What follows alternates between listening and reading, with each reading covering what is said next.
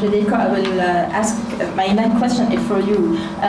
You are the IMF resident representative for Lebanon, and prior to appointment here, you had several positions in the African and Fiscal Affairs Department of the IMF, working on a range of policy issues in emerging markets and developing economies. During the IMF latest mission, the IMF said that it expected from the government of Lebanon a more ambitious budget than the one that was presented to Parliament, and that a new tax policy reform should be considered to create fiscal space for reconstruction and for social spending. What is really expected, and where do you see the government having some room for maneuver in increasing domestic revenue mobilization? I've been in Lebanon for 3 years, and during that time, the budget and the government revenues have changed quite a lot.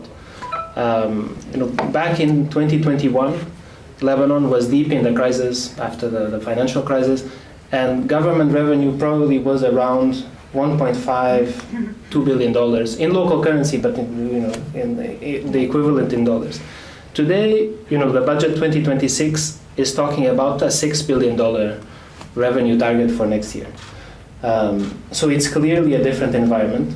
This is largely because of measures the government took, successive governments have taken. The customs dollar back in 2022 and then 2023, the adjustments of many nominal values to inflation, etc. Measures that we have recommended back in 2022 and 2021, and that governments have implemented, and that have really changed the situation quite a lot. So we are, in a way, the situation on the revenue front and on the government's budget front has stabilized, which it doesn't mean it's good or it's perfect, but it is a different situation than it was before. Today, the situation, the context the government operates in is a context of spending pressures.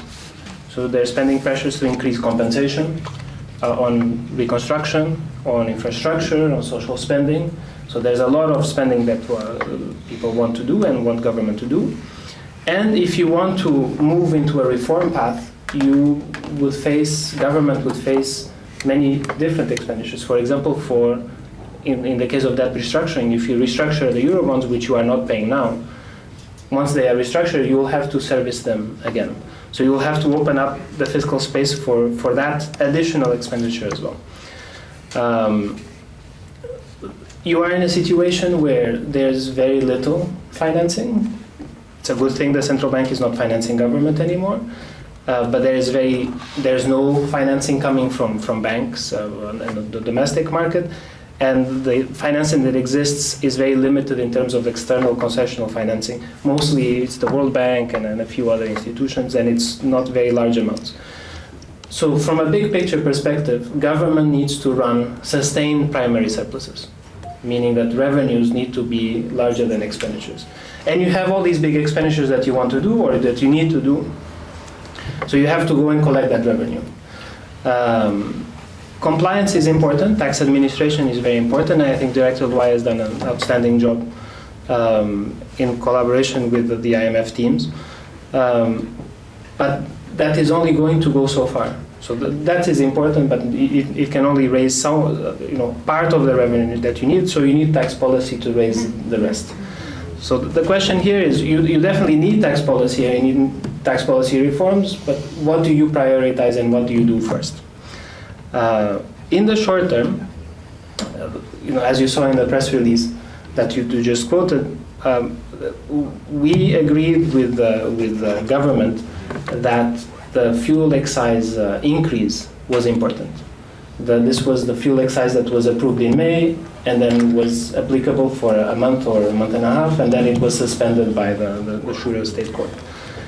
The excises on petrol and diesel. The excise. This excise would bring, let's say, just under $400 million a year on an annual basis. And that almost offsets the cost of the associated increases in compensation that were passed at the same time. Now you are in a situation where you've done the increases in compensation, and those are staying, but the revenue from the excise is no longer there. So the question is, how do you pay for it? Because you cannot spend what you don't have, you cannot finance it, so you need to pay for it somehow. I know it's politically sensitive. Fuel excise increases on fuel always are, but there's a good reason that I think government had good reasons to introduce it. First, it's just bringing back that level of excises that was there before the crisis. In a way, the depreciation has really eroded the value of the excise that existed on fuel. It's easy to collect, and in a country where there's still a lot of capacity constraints and that Director Loy just mentioned, these things are collected at import, and there's just a few companies that you have to deal with, so they are reasonably easy from a collection standpoint. And when you look at fuel prices in the region, when you compare Lebanon to countries, even in Syria or Jordan, the fuel prices are much lower here. So even from that comparison, international comparison, it does make sense to look at this as a source of revenue. Is it the only source of revenue that is possible? No. But it is an obvious one to explore. If you don't like it, then you need to put on the table something else. And that something else also needs to bring similar amounts of revenue. Because as I said, the spending is there, but now you need the revenue to pay for it. So in the short term, I think it would be worth bringing this back in a way that is consistent with the law and with the Shura State Court's decision.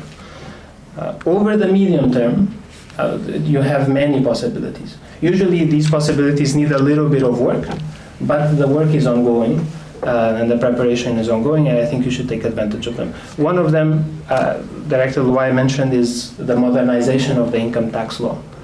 I'm not going to go in detail because it deserves its own conference. It's complicated stuff, it's complex, but the draft that the Ministry of Finance submitted to Cabinet we think is a good draft.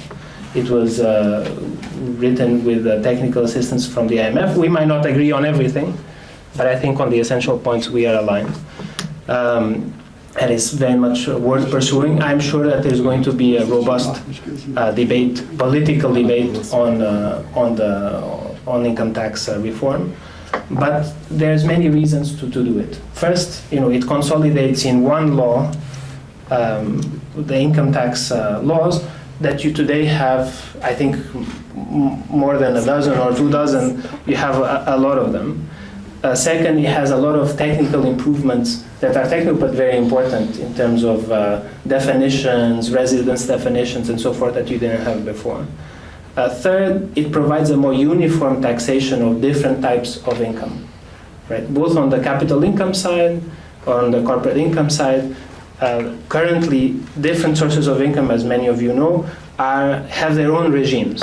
And this creates all kinds of arbitrage incentives or tax planning incentives, which benefit usually the richer taxpayers, the higher income taxpayers, because those are the people who can afford the good lawyers and the good accountants to shelter their income in a certain way. But that's not necessarily a good thing. It's usually very inefficient. So there's a lot of reasons, good reasons to look at it, and I think the government is starting from a good basis. So that's on the income tax, both on the corporate income tax and on the personal income tax. Then you have the VAT. I think this has been a very important reform for Lebanon.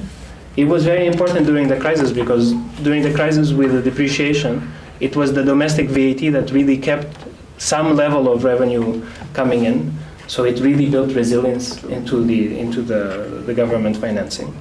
But over time, the efficiency of the VAT has declined in Lebanon, and today it's much lower than it is in peer countries.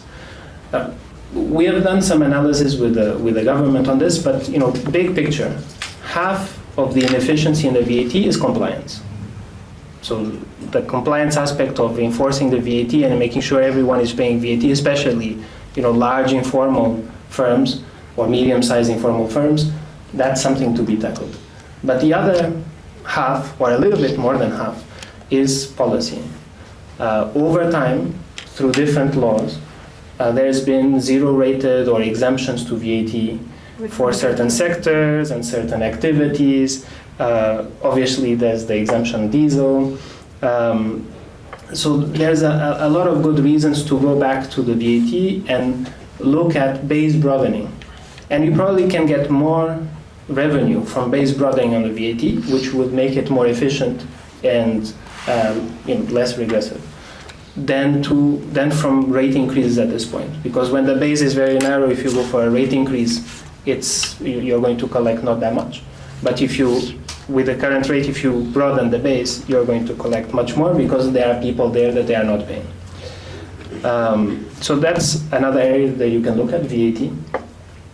Third, you can look at property tax. And usually property taxes are very efficient ways of taxing because they don't distort decisions, economic decisions and investment decisions as much as other taxes. And here there's also a lot that you can do, especially on the base broadening. I don't want to go again into detail, but you have the issue of the exemption of the vacant properties in terms of the built property tax. You have the differences in the taxation of second homes. So there's a lot of things, a few more other things that you can look at to raise more revenue from property taxation. And here, just again, compliance will be important. I'm just focusing on the policy aspect, which is what the question was about. And then finally, you have excises. This can be a little bit politically charged, but today, what's usually called the sin taxation is very low in Lebanon, and it could be an important source of revenue that you're missing out on.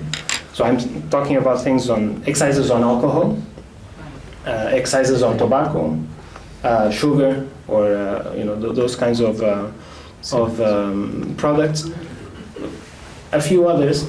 Typically, what these things have in common is that they have high externalities, in terms of health and pollution, etc. So you consume it, you impose an externality on others. So you might consume a lot of it, but then you need, down the line, some health services for yourself or imply health services for others.